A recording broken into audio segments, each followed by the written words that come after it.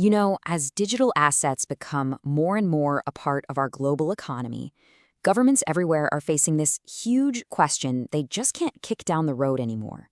Do you welcome this new financial world, or do you build walls around it? Today, we're going to look at two countries that are standing at that exact crossroads and are choosing to walk in completely opposite directions. Okay, before we dive in, let's get one key term on the table: VASP. It stands for Virtual Asset Service Provider. Basically, it's the official name for any business that deals with crypto for its customers. We're talking exchanges, wallet providers, you name it. And you really need to get this term because VASPs are right at the center of all the new regulations being written across the globe. All right, here's how we're going to break this down. We'll start with that big picture crossroads that every country is at. Then we're going to zoom right into Kenya and their welcome mat approach. After that, we'll look at the total opposite, Trinidad and Tobago's digital freeze. We'll get into what this all means for real people, and then we'll pull back to see the global balancing act at play. So let's get right into it. That fundamental choice, that fork in the road that governments everywhere are trying to navigate right now. This is it. This is the question being debated in government buildings all over the world, from the biggest economic powerhouses to the smallest emerging tech hubs. And believe me, there are no easy answers here. And this slide just lays it out perfectly, doesn't it? On one side, you've got Kenya saying, let's regulate this and bring it into the system. On the other, Trinidad and Tobago is saying, whoa, let's ban it for now and figure it out later. And what's so wild is that they're both using the exact same tool, a VASP bill, to do completely opposite things. First, let's head over to Kenya. Now, this is a country that's not trying to invent a crypto scene from scratch. Oh no. They're trying to put some rules around an ecosystem that is already absolutely thriving. See, Kenya's VASP bill is basically a reaction to what's already happening. For years, this really vibrant, youth-driven digital economy has just been booming in this kind of legal gray area. So the government's really playing catch-up, trying to bring this whole exciting market out into the open. So what's the goal here? Well, Kenya's bill is really all about building on-ramps. By making things legally clear, they're hoping startups can finally get investment, open a real bank account, and even work with the big traditional finance companies, things that have been almost impossible until now. It's about turning that gray market into a formal, investable part of the economy.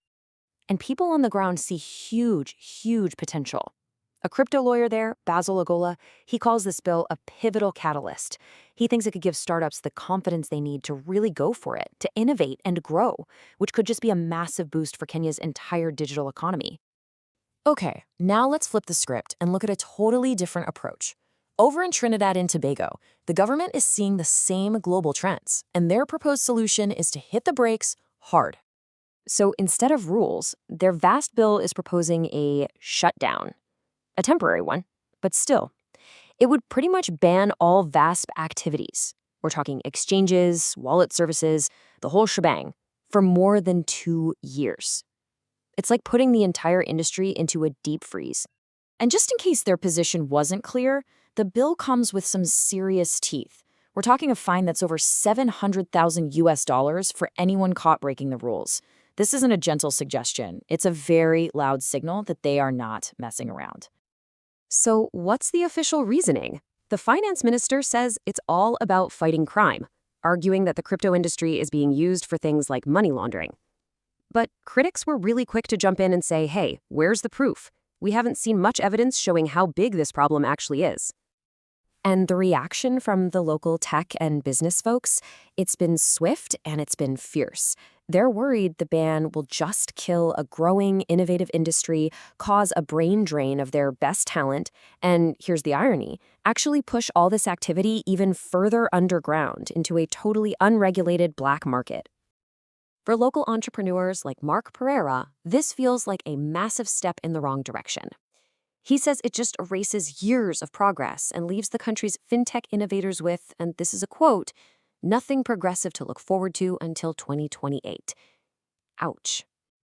Okay, so let's move beyond the high-level policy talk. Who does this stuff actually affect? What are the real, everyday consequences for people living in these countries? To really get what's at stake in Trinidad and Tobago, you have to understand this one big economic issue they have. It's really, really hard to get your hands on US dollars. This makes it a nightmare for regular people and small businesses trying to pay for things internationally using the normal banking system. And this is exactly where crypto, specifically stablecoins, has stepped in as a real-world fix. You see, these are digital tokens that are pegged to the US dollar, so they act like a financial bridge. People can get them sent from overseas instantly, then swap them for local cash, completely skipping the long delays and headaches of the old system. Just listen to how a local service, TT Exchange, puts it. For a lot of their users, this isn't about wild speculation. It's a lifeline. It's how students pay for school, how small businesses buy supplies, how families get money from relatives abroad. And this proposed ban, it threatens to just cut that lifeline.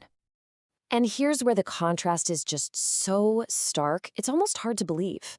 While one country's bill is threatening to cut people off from the global economy, the other's is designed to build more connections, to create a world where old-school banks and new-school Web3 startups can actually work together. So pulling back a bit, what can we learn from these two really different stories? What does this all tell us about the challenge that every country is facing? What we're seeing is a classic high-stakes trade-off. You've got Kenya, which is going for integration. The potential reward is investment and innovation. But the risk? Creating rules that are so strict, they end up crushing the very startups they're trying to help. Then there's Trinidad and Tobago, trying to pause and prevent crime, but they risk killing growth and losing their best and brightest tech talent. And the key takeaway here is that neither path is a sure thing. There's no silver bullet. A messy, bureaucratic licensing system can suffocate innovation just as much as an outright ban can. It just goes to show what a tricky balancing act this is for every government out there. And that leaves us all with the ultimate question, not just for these two countries, but for everyone. When you start building rules around a new technology, are you building a shield to protect people, or are you building a cage that traps innovation? Figuring that out might just be the biggest challenge of our time.